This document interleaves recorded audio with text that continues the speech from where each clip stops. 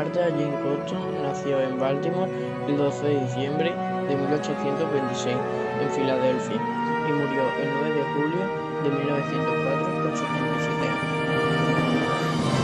Martha fue una inventora y empresaria estadounidense conocida por su invención, la bengala Cotton, las cuales eran bengalas luminosas y marítimas que, siguiendo un código a través de números y caracteres, permitieron establecer un canal de comunicación entre barcos.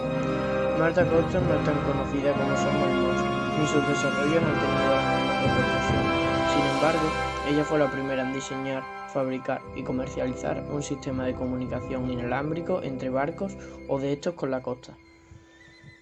El sistema de pirotecnia nocturna estaba hecho de diferente material pirotécnico, el cual iba dentro de una docena de carcasas de cartón cerradas con una cinta y una tapa, impermeabilizadas mediante barniz y de 3 tamaños distintos, según se tratara de producir una sola señal de corta duración, una sucesión de 2 o una de 3. Para encender una señal simplemente había que quitar la cinta, abrir la tapa y a continuación prender la bengala con una cerilla. Si lo que deseaba era expresar un mensaje compuesto de una combinación de varias señales, entonces debían dispararse una detrás de otra en una sucesión lo bastante rápida para luego dejar pasar un intervalo de aproximadamente 1 minuto antes de prender la siguiente señal. La colaboración de expertos pirotécnicos fue imprescindible para desarrollar nuevas mezclas con colores claramente diferenciados. Los colores finalmente elegidos fueron rojo, blanco y verde. También inventó el telegráfico. El invento se constituía una configuración completamente distinta al de las bengalas.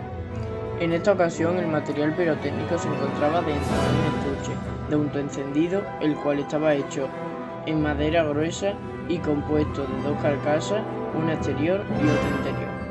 Al girar manualmente la primera, gracias a un mecanismo de rosca, se producía una fricción sobre una cerilla de ignición rápida que prendía las sustancias inflamables ubicadas en la carcasa interna, cuya adecuada fijación quedaba garantizada por un resorte metálico. Con la llegada del siglo XX, la telegrafía inalámbrica y la radio ocuparon su lugar. Las bengalas fueron rápidamente olvidadas, incluso por aquellos que mejor debían conocerlas. Como por ejemplo, cuando el Titanic se hundía, se lanzaron bengalas de aviso de color blanco y intervalos irregulares. De haber sido rojas o lanzarse a intervalos de minutos, podrían haber sido identificadas como una señal de socorro por el California, el buque que estaba más cercano a la desgracia. En 2006, Martha Cotton fue admitida en el Salón de la Fama de los Inventores Nacionales. Sobre Melita Benz. Melita Benz era una mujer alemana. Hola, me llamo Ana y voy a hablar de Ernest Schneider Hoover. Ernest Schneider Hoover es una matemática e informática estadounidense que nació en Indighton, Nueva Jersey, en 1926. Ernest se interesó a temprana edad por la ciencia tras leer una biografía de Marie Curie. En 1948, Ernest se graduó con las máximas clasificaciones en la Universidad de Massachusetts en Historia y Filosofía, especializada en los periodos clásicos y medievales. Esto le permitió ingresar en una de las asociaciones de honor más antiguas de los Estados Unidos, Sociedad Pi Beta Kappa. Obtuvo en 1951 un doctorado en Filosofía y Fundamentos de la Matemática por la Universidad de Yale. En 1954, Ernest ingresó en el centro de Bell Labs, que es una de las principales compañías mundiales dedicada a la investigación en telecomunicaciones y electrónica, e ingresó como técnica superior adjunta, ascendiendo de categoría en 1956 tras recibir la capacitación en ciencias computacionales. Por entonces, Bell Labs estaba investigando cómo dar el salto de los sistemas de computación telefónica puramente electromecánicos hacia los electrónicos. En 1960 se había puesto en marcha una primera central telefónica. Sin embargo, no se lograba evitar que las centrales dejaran de colapsar ante la avalancha de centenares de miles de llamadas que entraban durante un pequeño lapso de tiempo, saturando a los circuitos. Gracias a sus conocimientos en lógica simbólica y en teoría de la alimentación, Ernest programó mediante un algoritmo los dispositivos de control de la central telefónica de manera que pudieran usarse los datos de las llamadas entrantes para imponer orden a todo el sistema. Diseñó una computadora para que monitorizara los procesos relacionados con la entrada y la salida, dándoles prioridad en lugar de otros menos importantes como el mantenimiento de registro o la facturación. De este modo, el ordenador de la central podía ajustar automáticamente en tiempo real la tasa de frecuencia de aceptación de llamadas, con lo que reduciría el problema de sobrecarga.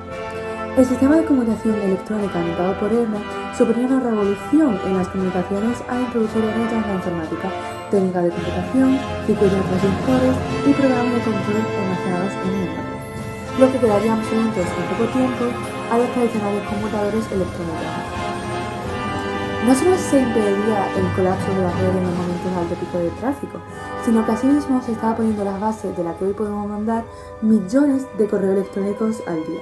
En 1978 se convirtió en la primera mujer en desempeñar la jefatura del departamento técnico de la empresa Bell Labs. Allí dirigió investigaciones en métodos de inteligencia artificial, grandes bases de datos y software para redes telefónicas. En 1987, Erna Hoover se jubiló después de 32 años en Bell Labs. Desde entonces se ha dedicado a difundir la importancia de la educación en todos sus niveles, denunciando la escasez de mujeres científicas entre el profesorado. En 1990, su antigua universidad le premió por sus logros y en 1908 ingresó en el Salón de la Fama de los Inventores Nacionales. Que vivía junto con su marido Hugo Benz, sus 2 hijos y una hija. Todas las mañanas desayunaba café y siempre se quejaba de los grumos que llevaba y de lo difícil que era limpiar los filtros. Entonces se decidió a crear sus propios filtros que funcionasen. Entonces, después de probar con muchos materiales, juntó una vieja olla con agujeros y papel secado que estaba usando su hijo para estudiar y los juntó creando un filtro que se podía usar fácilmente, funcionaba y se podía tirar después de usarlo. Entonces, en 1807 presentó su patente a Berlín, que se lo dio y gracias a ella hoy en día podemos disfrutar del café sin gluten. Y su empresa en 2017 presentó su informe de ingresos con más de 1.500 millones de euros en ganancias. Me llamo Paula y voy a hablar sobre Top Secret Roses. The Top Secret Roses fue un grupo formado por 6 mujeres que fueron contratadas por el ejército estadounidense en la Segunda Guerra Mundial, concretamente en 1942, con el objetivo de programar un ordenador de aquella época llamado el ENIAC, ENIAC. Como previamente dije, eran 6 mujeres las que fueron contratadas, que se llamaban Jean Barlick, Ruth Teitelbaum, Marlene Melcher, Betsy Holberton, Franz Spence y Kathleen Antonelli. Como bien se sabe, desde el principio de la programación y de las computadoras programables en sí, la mayoría de trabajadores eran hombres y no mujeres. Las mujeres, el papel que desempeñaban, realmente era una minoría o en muchas ocasiones era desconocido, como fue el caso de estas mujeres. Aún así, el trabajo que realizaron estas mujeres fue fundamental para el desarrollo de la Segunda Guerra Mundial, ya que gracias a los cálculos que realizó el ENIAC se hicieron ataques más efectivos y más directos que lograron que los aliados dieran fin a la guerra, y todo gracias por la precisión de los cálculos matemáticos que realizó este ordenador, que fue programado por ese grupo de mujeres. Un dato muy interesante que me gustó mucho, fue que ya era bastante normal que no le dieran los créditos a las mujeres, que generalmente se los daban únicamente a los hombres y no sucedía con las mujeres. En este caso también sucedió.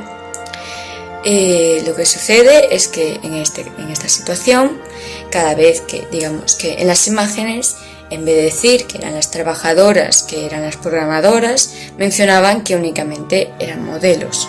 Por suerte, en 2010 se realizó un documental, una entrevista, que se puede encontrar perfectamente si la buscas, que se llama The Top Secret Roses, en la que habla sobre el arduo trabajo que realizaron muchas mujeres en la Segunda Guerra Mundial. En concreto, hablará sobre estas 6 mujeres, evidentemente que por algo se llama como grupo. Como aportaciones fundamentales. En general nos tendríamos que centrar en la propia programación, ya que curiosamente, ellas tuvieron que programar un ordenador que no tenía un lenguaje concreto. Es decir, ellas lo tuvieron bastante más difícil y gracias a ellas el uso de ordenadores y el transcurso de la Segunda Guerra Mundial cambió bastante. Es decir, que hicieron unas aportaciones que fueron fundamentales para la historia, aunque hoy en día no nos percatemos de ello. Bueno, básicamente esto es toda la información que he obtenido. Muchas gracias. Hola, yo soy Manuel y vengo a hablar sobre Mary Kenneth Keller, que fue la mujer que me tocó en el trabajo de tecnología sobre la importancia de la mujer en la tecnología y la informática. Y la verdad que me ha interesado mucho investigar sobre Mary Kenneth Keller porque creo que es un claro ejemplo de que todos somos personas y sin importar el género todos podemos cumplir los objetivos que nos propongamos con esfuerzo y con ganas. Y creo que ella es un claro ejemplo de ello. Nació en diciembre de 1913 en Cleveland, Ohio, Estados Unidos. Fue pionera informática y religiosa católica y es conocida por ser la primera mujer doctorada en informática estadounidense. Esto lo hizo el 7 de junio de 1975 y creo que es un claro ejemplo de que su género no le afectó a cumplir sus sueños, que era el conocimiento. La historia de Mary Kenneth Keller es que fue religiosa católica perteneciente a las Hermanas de la Caridad Beata de la Virgen María, en la que entró en 1932, pero hasta 1940 no se consagró en ella. Fue licenciada en matemáticas y consiguió 2 másteres, uno en matemáticas y otro en física, y es también muy conocida por ser la primera mujer que entró como estudiante en la Universidad de Dartmouth en 1958. Fue programadora de informática y física y hizo un lenguaje de programación llamado BASIC, que fue muy importante en la informática.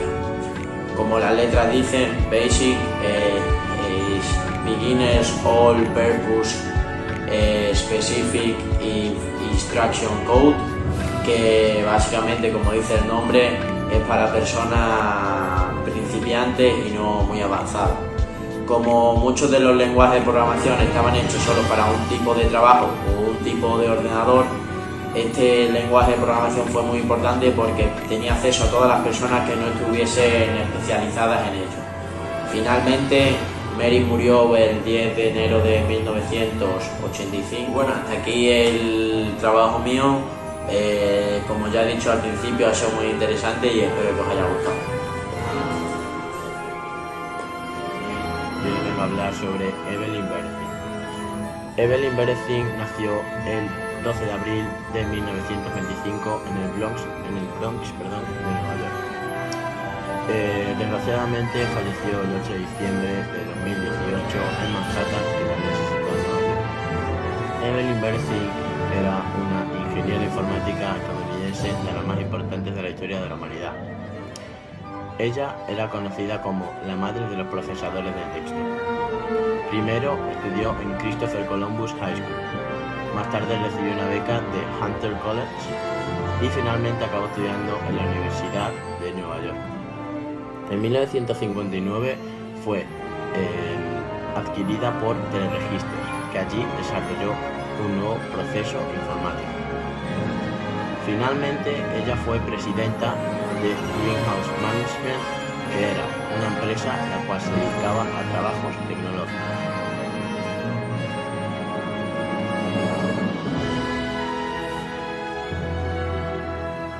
Hola, soy Blanca García y voy a hablar sobre una maestra, directora e inventora española llamada Ángela Ruiz Robles. Esta mujer nació en 1895, fue maestra con un grupo pequeño de varones que querían aprender ingeniería. Fue directora en 2 colegios y un instituto y se le reconoce más o la conocen más por su gran invento que fue la Enciclopedia Mecánica, o más conocida como ebooks. En aquella época, cuando ella lo inventó, que sería aproximadamente en 1920, no funcionaban como las actuales, sino que era una pantalla mucho más grande que la actual, que solo podías leer 2 libros o 3 como mucho, y para pasar de página a página o para cambiar de libro a libro tenías una especie de botones, flechas, y solo podías leer hasta 3 libros y solo de aquellos autores que sacaran alguna forma en digital. Los actuales funcionan son táctiles, y puedes leer todos los libros que quieras y pasar tantas páginas como puedas. Always in the Way, sung by Mr. Frank Morgan, Lambert Records.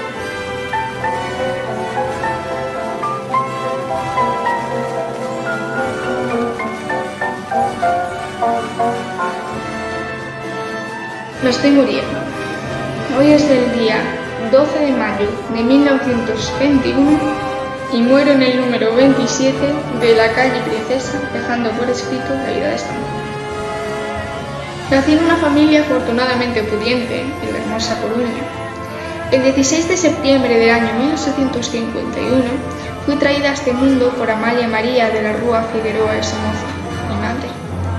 Mi padre era José María Pardo Bazán y Busquera, conde pontificio titulado por Alfonso XIII. Era un hombre abierto, defensor de los derechos de la mujer, y fue quien me apoyó y me otorgó la oportunidad de formarme con la mejor educación posible. Siempre me gustó la literatura. En la biblioteca de mi padre me vi inmersa en los mundos tan maravillosos que creaban los mejores manuscritos de la historia: Don Quijote de la Mancha, la Biblia y la Ilíada. También fue introducida en los libros sobre la Revolución Francesa, que me volvían loca. Asistí a un colegio francés que estaba protegido por la Casa Real. Allí me presentaron la obra de La Fontaine y de Jean Racine. A los 12 años decidí quedarme en A Coruña durante el invierno y fui instruida por profesores privados. No me gustaba la idea de limitarme solo a tener conocimientos musicales y de economía doméstica, por lo que me negué rotundamente a tal restricción. Tuve una rica formación en humanidades, llegando a hablar con fluidez el francés, el alemán y el inglés.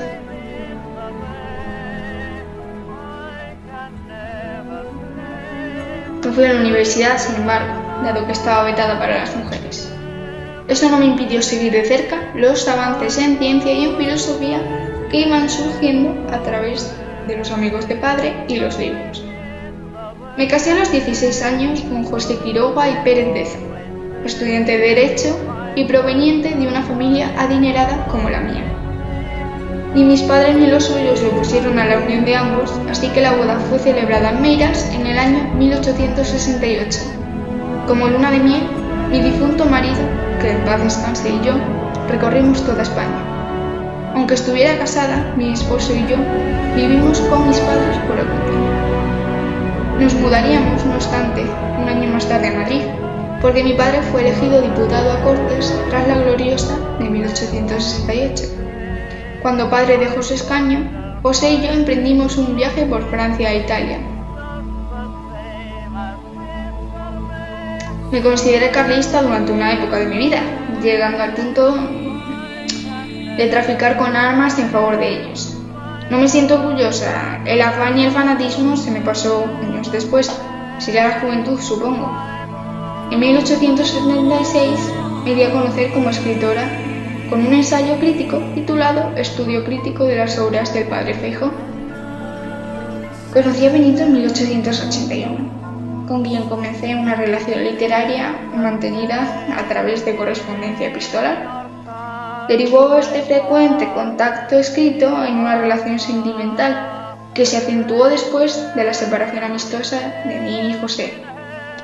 Benito, por supuesto, no admitirá que nuestra relación fue algo serio, sino que dirá que solo fue una llamarada llena de pasión y deseo. pero deben ustedes saber que nuestra relación duró alrededor de 20 años. Una pena que acabara. Pobre Benito, me apenó tanto su muerte el año pasado. En fin, es ley de vida. En 1883 fue publicado el volumen La cuestión palpitante, que me concedió el honor de poseer la imagen de impulsora del naturalismo español. El ensayo que les he mencionado anteriormente, junto con la novela La Tribuna, me dieron la fama de ser una escritora rebelde y provocadora. De hecho, me atrevo a decir, orgullosa, que La Tribuna fue la primera novela naturalista en la literatura española. Fui una gran activista por los derechos de la mujer. Consciente del sexismo en los círculos intelectuales, propuse a Concepción Arenal para la Real Academia Española, pero fue rechazada. Propuse también a Gertrudis Gómez de Avellaneda. La pobre fue rechazada 3 veces. Aunque fue feminista, toda persona tiene un lado oscuro, ¿no creen ustedes? Lo admito, tenía pensamientos racistas de vez en cuando. No quiero hablar de ello, no se debe juzgar a una mujer viuda y moribunda. Cambiemos de tema. Creo que no entré demasiado en detalles sobre mi relación con mi querido marido. Él me dio 3 hermosos y sanos hijos. Jaime, el mayor y mi heredero. Blanca, pura como una virgen. Y mi querida Carmen, mi niña mimada. José y yo terminamos, como ya dije, de la forma más amistosa que cualquier pareja de casados puede terminar. Él se fue a sus propiedades en Galicia y yo terminé entre 2 aguas, Madrid y Galicia. José nunca se desvinculó ni de mí ni de mi carrera. Es más, organizó un par de homenajes en mi honor. Pobrecito, se nos lo llevó nuestro señor con 64 años. En paz descanse. Ahora yo voy con él y con mi Benito, que me está esperando desde hace 1 año, 15 meses y 8 días.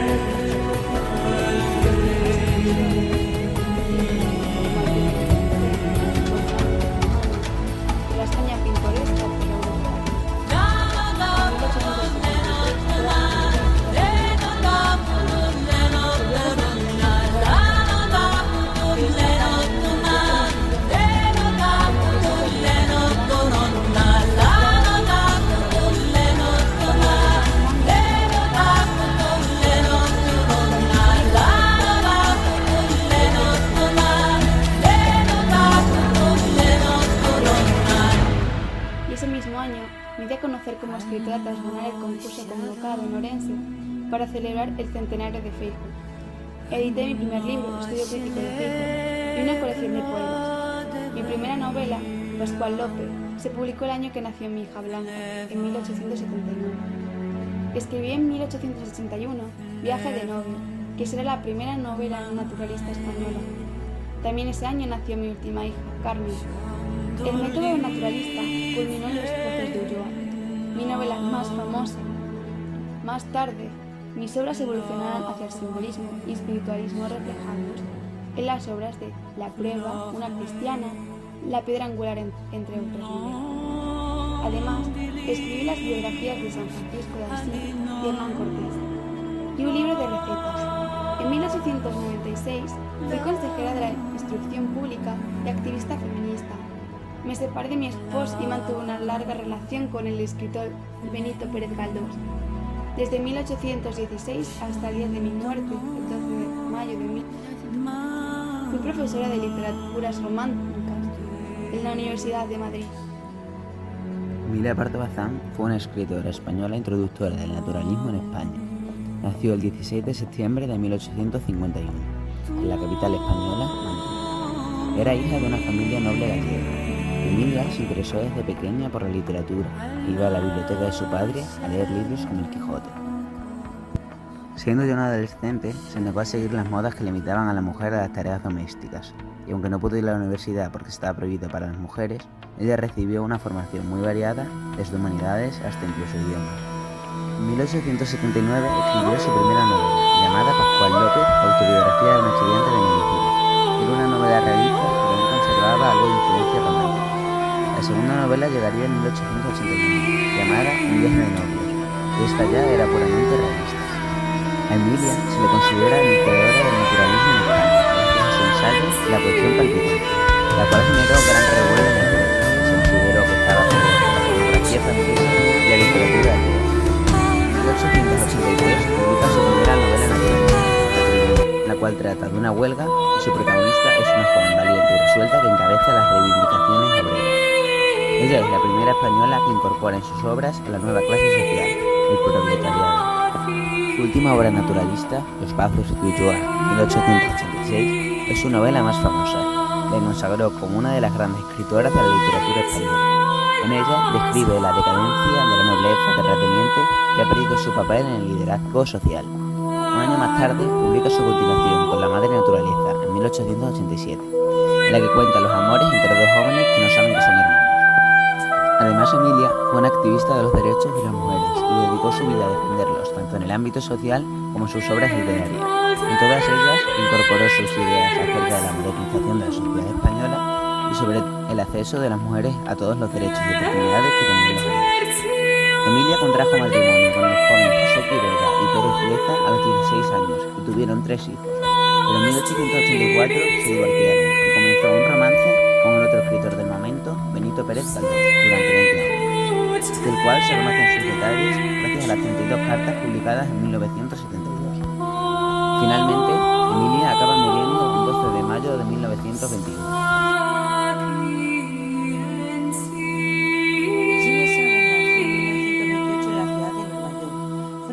Informática estadounidense que codiseñó el lenguaje de programación COBOL y desarrolló el lenguaje Fortran. Fue la primera mujer presidenta de ACM, Autoridad Mundial de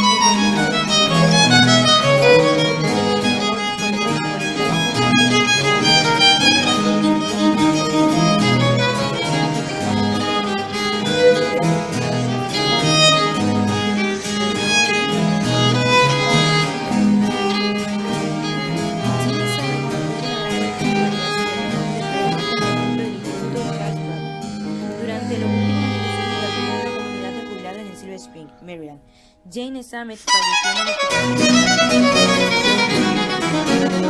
hospital.